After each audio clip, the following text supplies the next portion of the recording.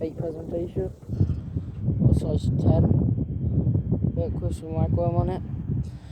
So, see that better? Size 10 hook with wagworm on it.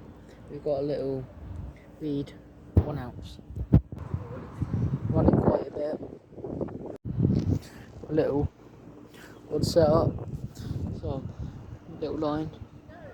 Getting bit. Getting bit already, mate.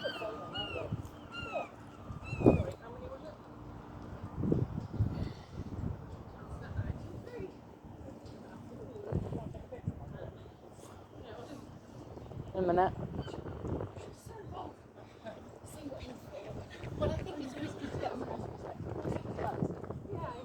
Oh!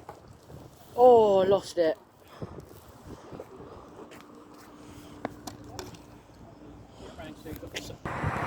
Lovely little glass. Just put in perspective of how small these hooks are. That's my finger. Yeah. I'm rebaited up. I'm ready. Little cork wing glass. It's got the fins and the collars on them.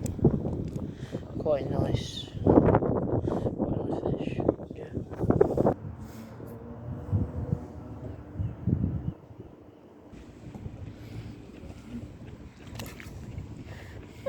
What colours on that?